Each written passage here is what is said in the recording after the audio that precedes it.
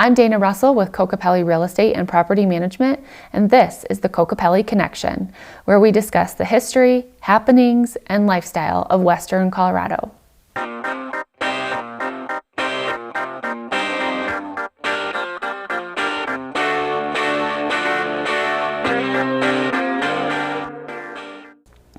On this episode, we talked with Ken Scissors, who is running for the City Council District at-Large seat this spring.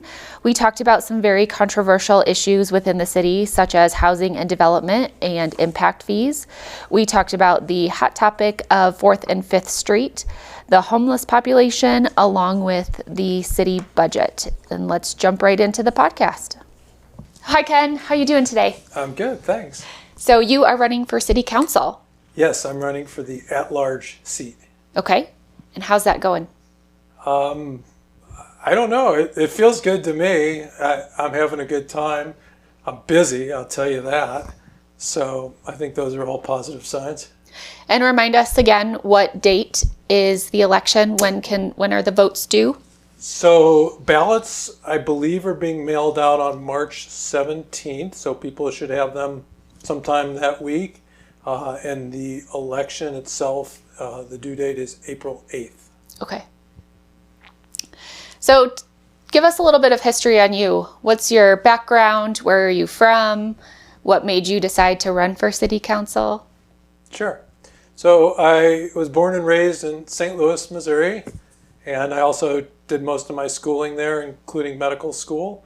And then I got my medical degree, and then I did some specialty training in internal medicine, and ended up living and practicing in Portland, Oregon.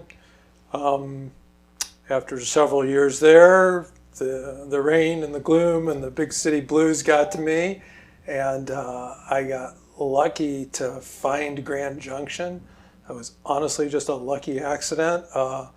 And I came out here, took a look, and said, sign me up. And literally within months, my family and I moved out here.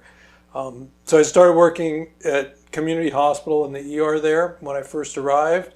And then that was in 98. And then in 2004, an internal medicine position opened up at the VA, and that's actually my specialty and my main interest. And I had most of my career there at the VA.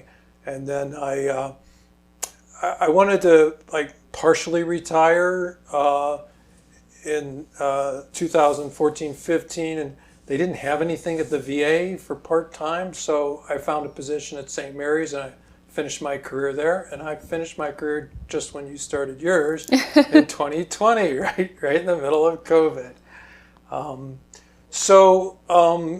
The other thing I got involved with around that same time, like in 2019, was I got on the City Council, the City Planning Commission. And I've been on that ever since. I'm actually the vice chair of that.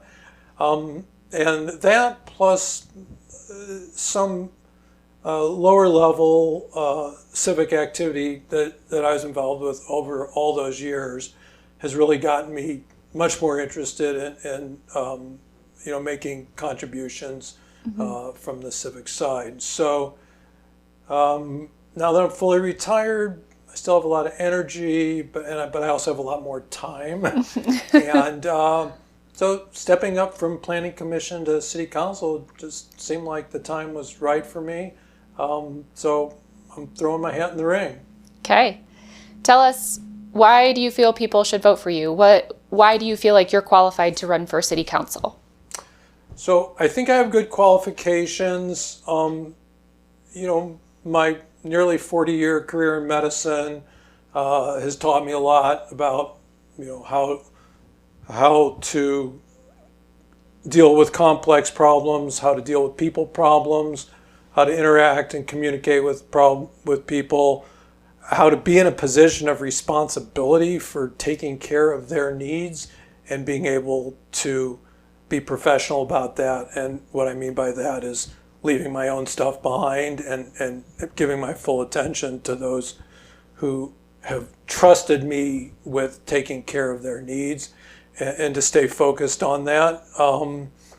And then as a physician, I was also in a lot of leadership positions along the way. I was an instructor and assistant program director and various other things.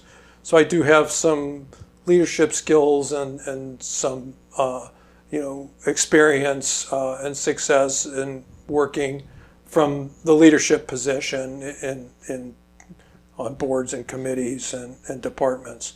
The other thing I do bring is I have some analytic experience and skills that, again, mostly come from my medical training. But I understand how to interpret data. I understand how to look at methodology. So studies are brought to us, proposals are brought to us. There's a logic and there's aspects to those that it helps if you have a lot of experience looking at things like that and determining, what's real and what's the other stuff, right? So I think that would be helpful. And then, like I said, the time on the Planning Commission has been really helpful. I've gained a pretty good understanding of how the city government works and what its strengths are and areas that maybe could use some improvement. Can you go into that a little bit? What do you feel like the city is doing right, and where do you feel the city needs to improve? Sure. So I think the city, as I look at it from when I moved here in '98 to now, has generally moved in the right direction. And I think the city staff and the city councils, we've had many during that period of time, have worked earnestly and with good intention and generally have the ship moving in the right direction. I do feel like in recent years it's been a bit of a bumpy road, though. I don't think it's broken. I don't think we need to tear it up and start over. But I do think there's room for improvement and course correction.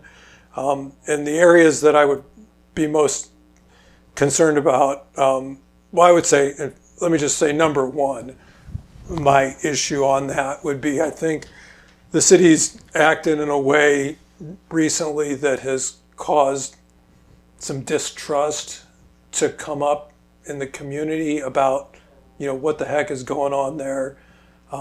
It seems like the city's just doing things and people don't know about them. They have this sort of blindsided, I hear that word so often.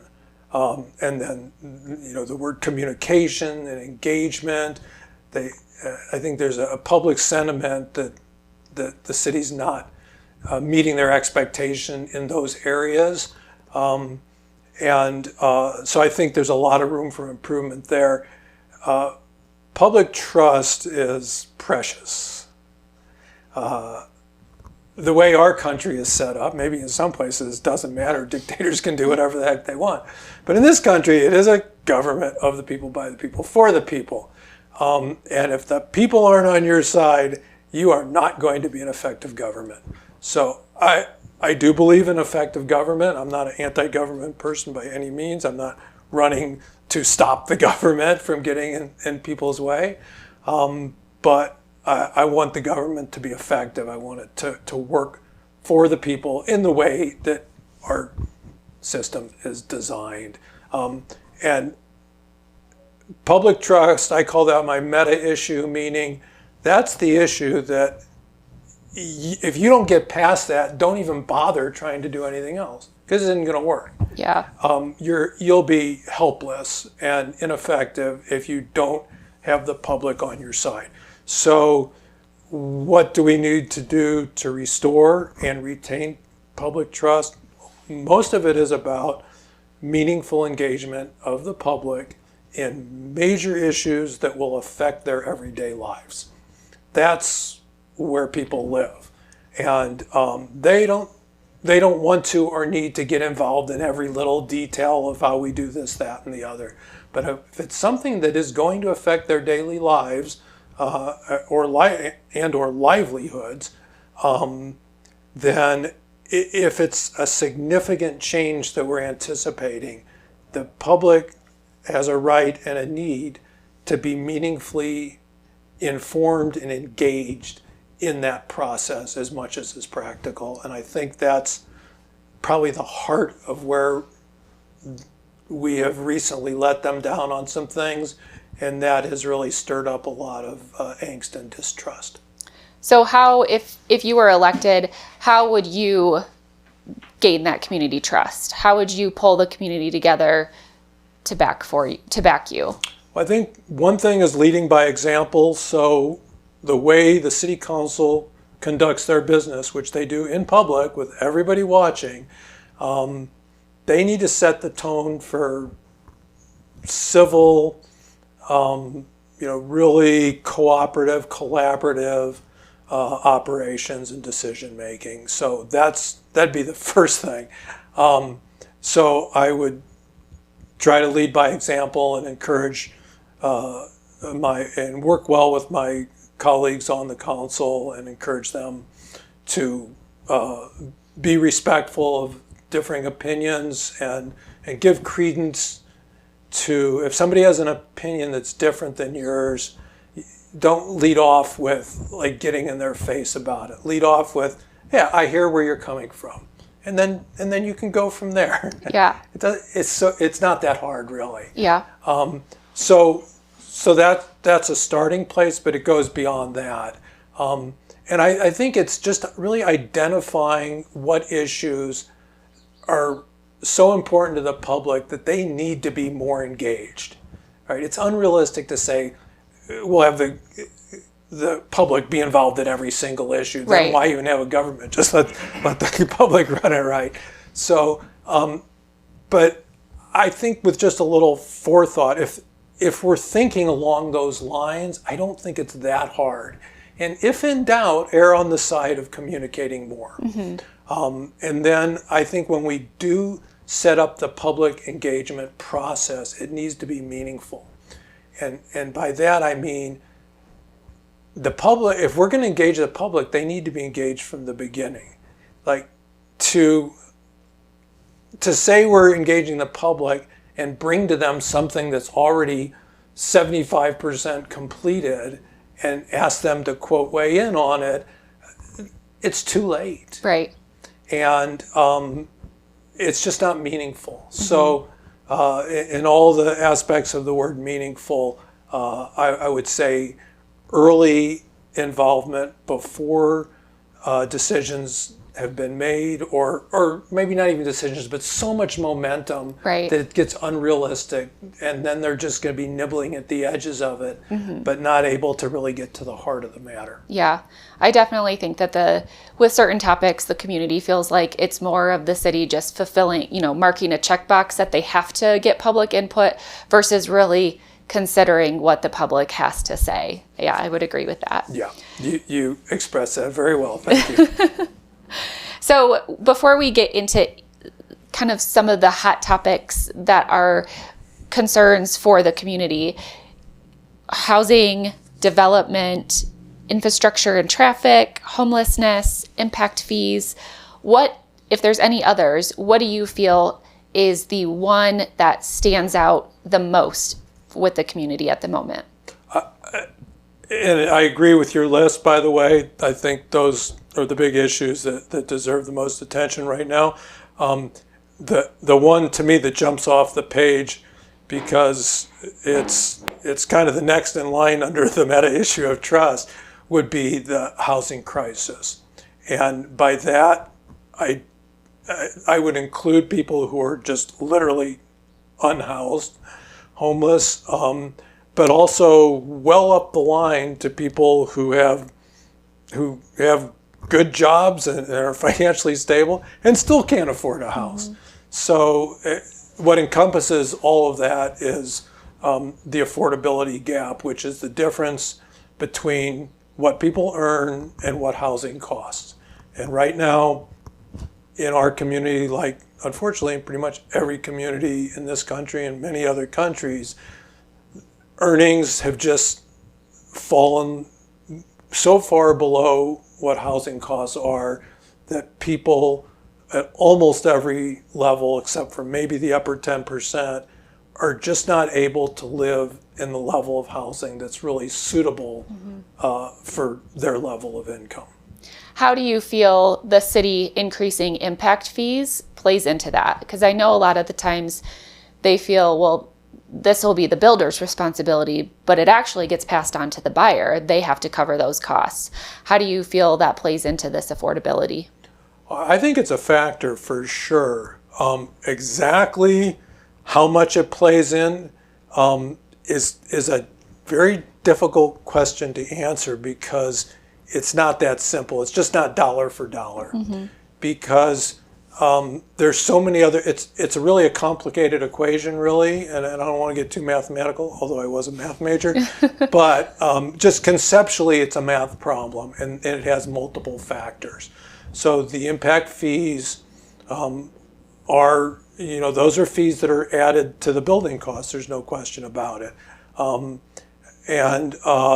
So those are a factor, but on the other hand, of course, with new construction, it brings expenses for the city. So those have to be paid somehow. The city has limited sources of revenue, sales tax being their main one, and fees and usage fees and other fees being the other one. So if the city's gonna have to pay for those increased infrastructure, and like what if a new subdivision comes in, it's pretty big, and it raises the population of that area such that a new firehouse is needed.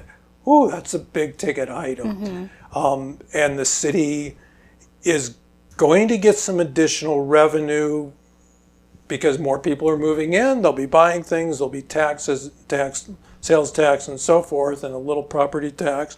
So they will be getting some, but will that be enough to pay for the new fire station? So you can see it gets very complicated, right? So I don't know that there's a real easy answer to that. I think there's probably a middle ground somewhere.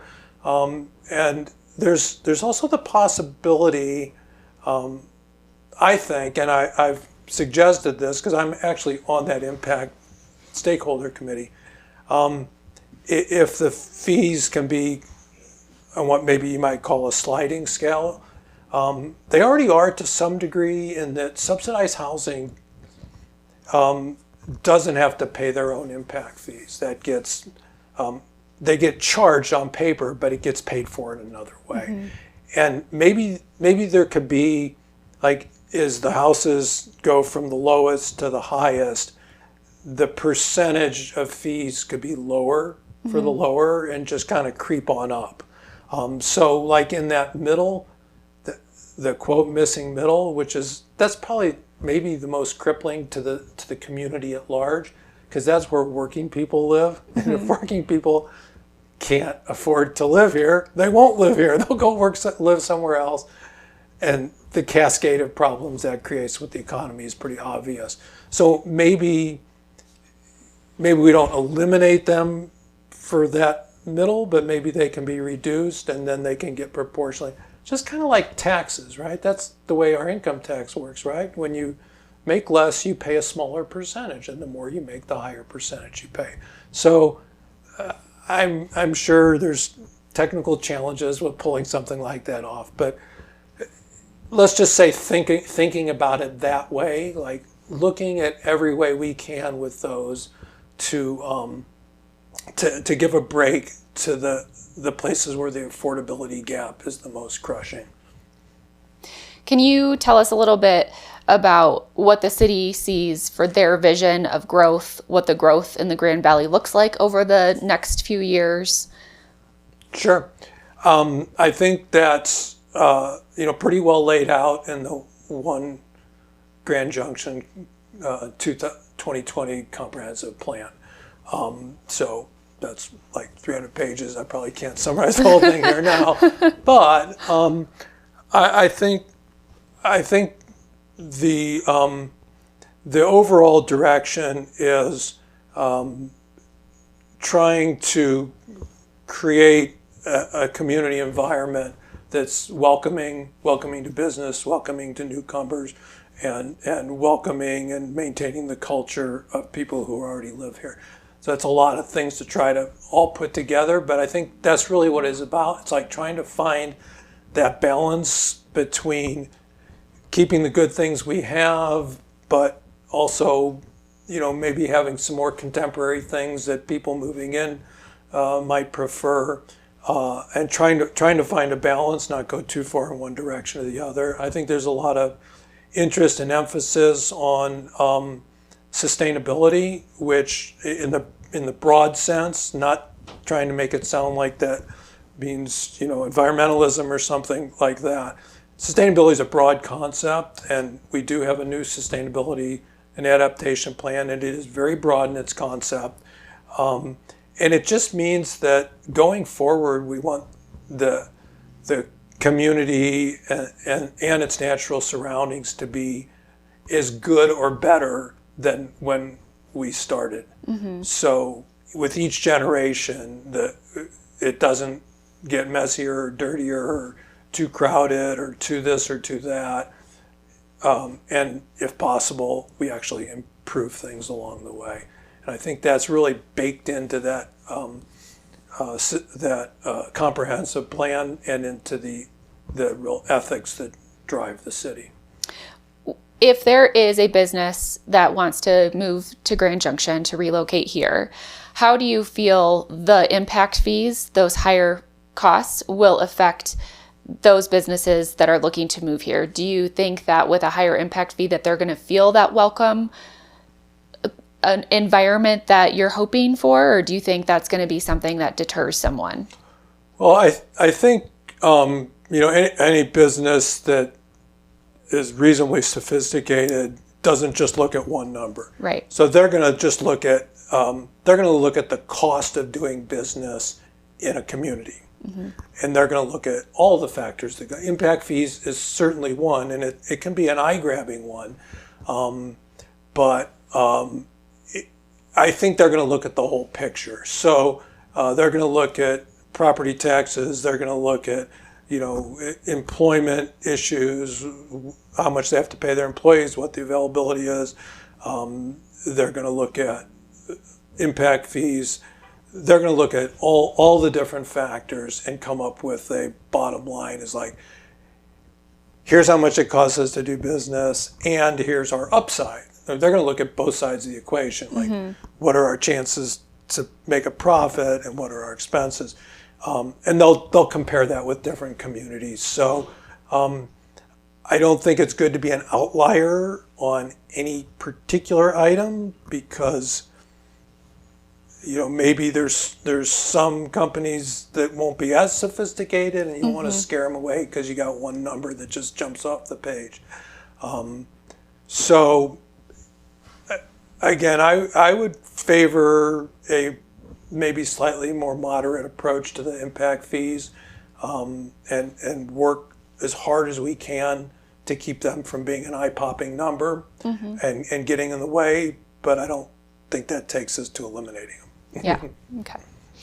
So Costco is no longer coming to Junction, which is a bummer for a lot of people, including myself. Yes, me too. Is there anyone coming to Junction that you can tell us about? Any big retail chains or anyone that's local that's going to start build in Junction?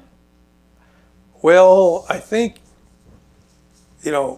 if I get elected, I'd probably be better at answering that question, because I'm just a citizen right now, right. And being a planning commissioner, is a great thing, but we're not privy to that until an application comes in front of us. And I can tell you, I'm not aware of any applications like that right now, but we don't get involved until it's at a very advanced stage. So I do know that area of town is highly sought after for businesses, and I think I'm certain many businesses, big and small, are looking at that and trying to find out if it's the right fit. I would just add one little thing that I do know about from being a planning commissioner is the 24 road corridor is a special district, so it has its own kind of mini plan, and we looked at that recently and realized that it's pretty out of date. So much has changed since it was written.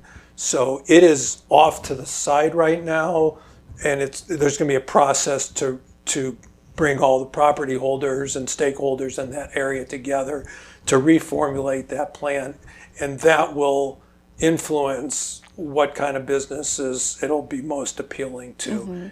And I don't know if any of them are out there kind of on pause because they want to see how that comes out or not.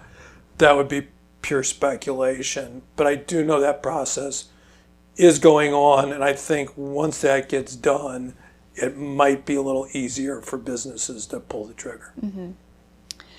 So 4th and 5th Street the city's gotten a lot of backlash and taken a lot of heat from 4th and 5th Street with those changes. Yes. What kind of feedback are you receiving? What is your take on 4th and 5th Street? Tell us a little bit about that. Sure. Well, I've made it my business to talk to everybody and anybody, so I'm getting the full range of opinions. And some of them are quite forceful, let's just say. And they come from all directions, in-person, media, social media, etc. So I'm hearing the full range of opinions. There are people who are very dead set against it, and there are people who think it's the greatest thing ever. Yeah. I would say most people are somewhere in the middle. And that probably describes my position too. And let me just go ahead and explain that now.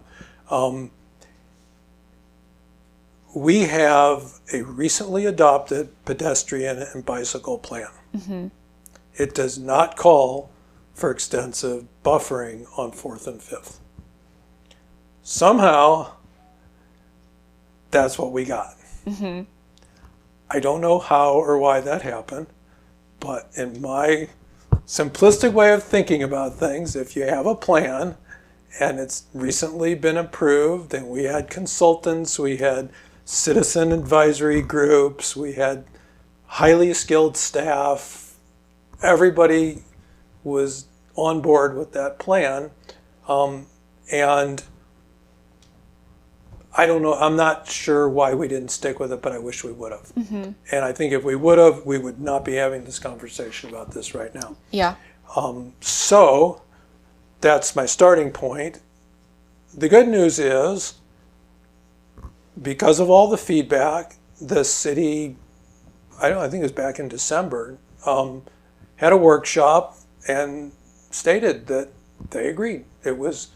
They went too fast, they went too far, there wasn't enough public engagement, and they've listened, and they are going to revert it back to something that's basically what's on the ped and bike plan in the first place. And that would just be simple painted bike lanes that are curbside, just like we're familiar with everywhere else in town. And restore parking to more or less its original configurations. Will it go back to a 2-lane? So 2-lane, 1-lane, I don't know about that. I did not hear that it was going to go back to 2-lane. Okay. And I think for now it's probably better to consider those two separate issues. Okay. Obviously they interact with each other, but I think, to me, the first step would be let's get the pedestrian and bike lanes and the parking sorted out, because I think then the 2-lane versus 1-lane, that's probably really mostly up to traffic engineers, because there is science to that, there's data for that, and I think we'd really need to hear more objective information about that. I wouldn't form an opinion on my own without having more information. That is a general principle of mine. I hope it's sound. It's like, don't make an opinion until you know what the heck's going on, right? So I would put that in that category. And I don't personally have an opinion. I'm open-minded. I will go along with whatever makes the most sense. But the bike plan and the parking plan, I'm glad the city has changed course on that. Okay. Have you had any feedback from business owners that have businesses down on 4th and 5th Street? Are they seeing a decrease in traffic, foot traffic that is? Because I know a lot of people just want to completely avoid those two streets because they're quite congested, they're a pain to drive down. What is your feedback from those business owners? Yeah, I have talked to business people downtown. I think most of them are also glad that the city is pulling back what they're doing on that, yes. Yeah. Switching gears over to the homeless population. Okay. With the resource center, there has been a lot of discussion around them donating that tent to the Homeward Bound and moving it to, I believe it's North Avenue, correct? That's what we're hearing, yes. What is the purpose of them relocating that resource center over to North Avenue, and what's going on with that? Sure. And again, I'm not on the council now, so Yeah. I'm kind of fellow citizen. That issue did not come through the planning commission, so I don't have any real inside information.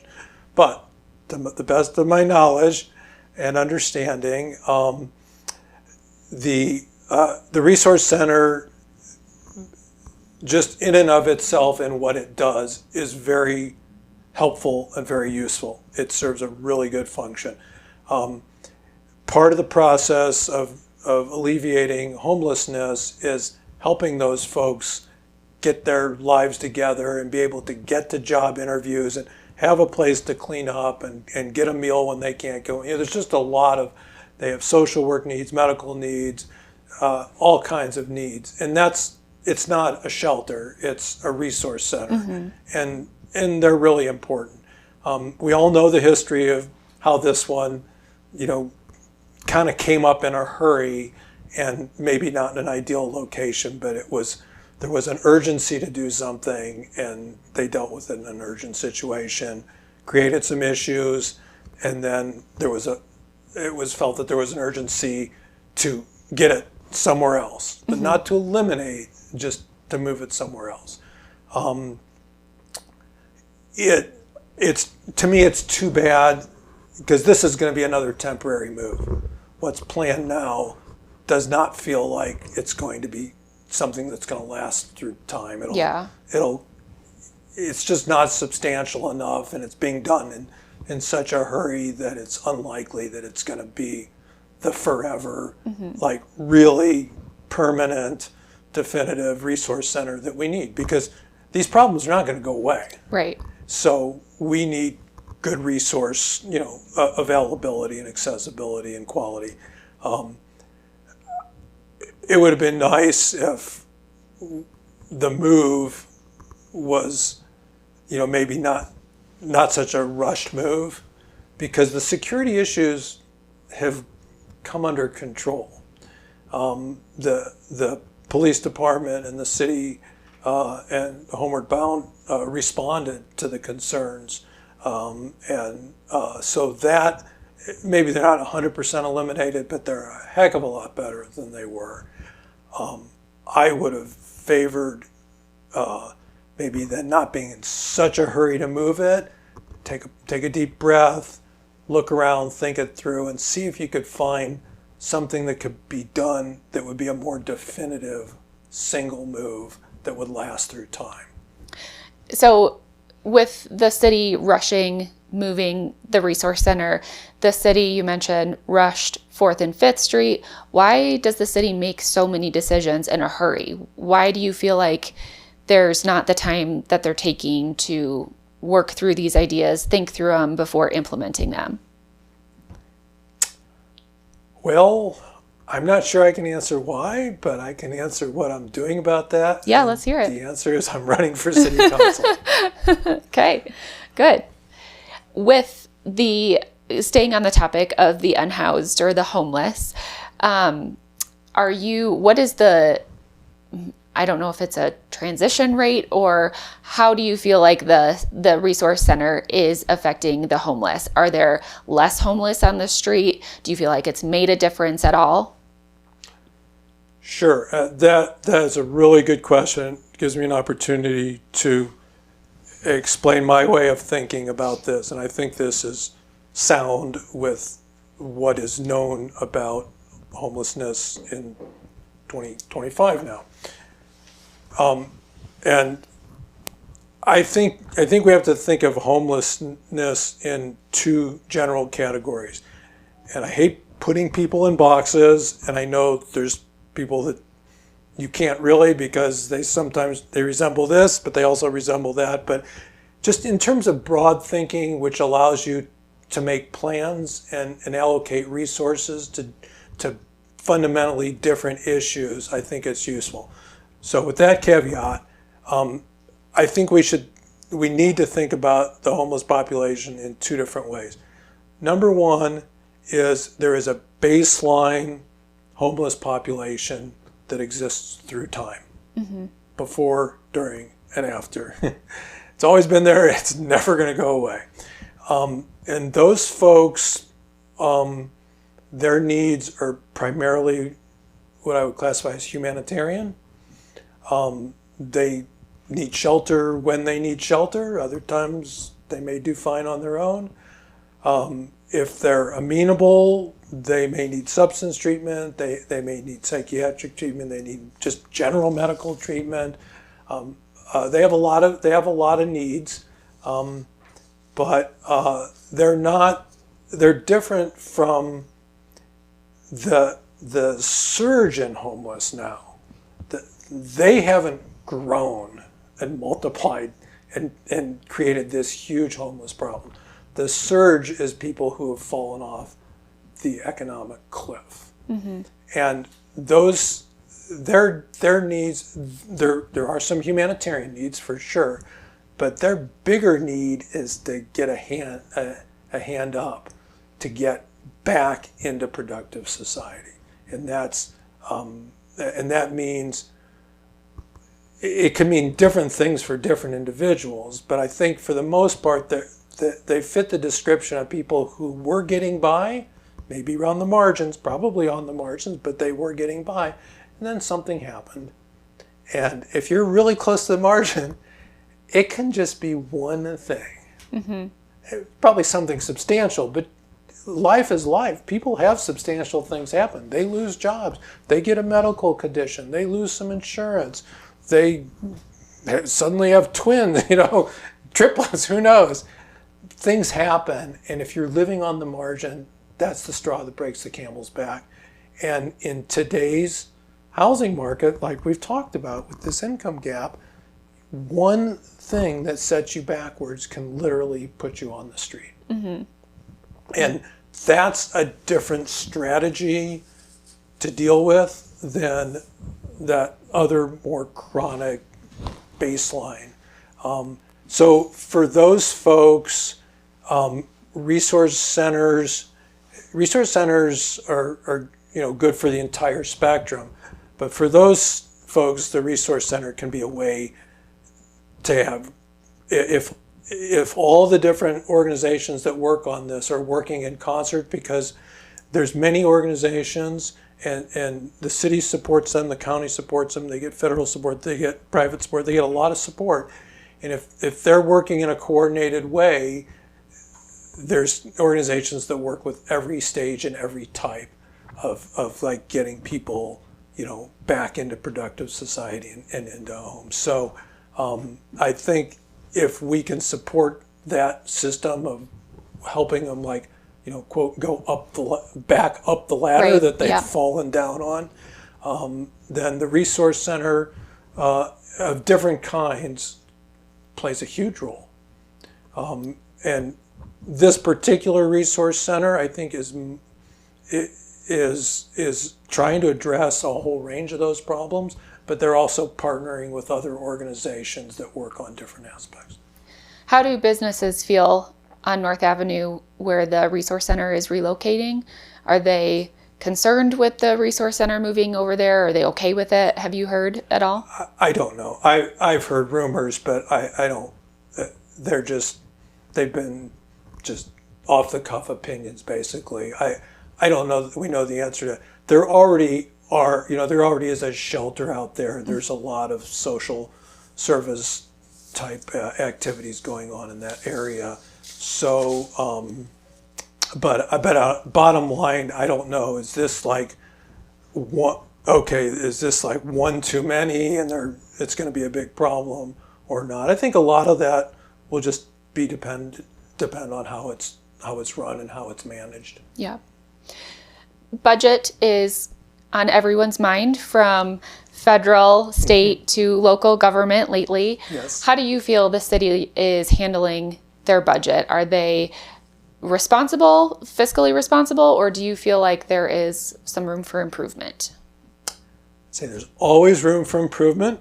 Again, I would say it's not broken. It's not like, we need to wipe the slate clean and start over type of improvements. What I've seen of the upcoming budget and heard is it's pretty tight, and the theme is this is not a good time to be asking for the new 10-speed bike. This is like, okay, how about we'll get some new tires and some flashy handlebars for your old one, right?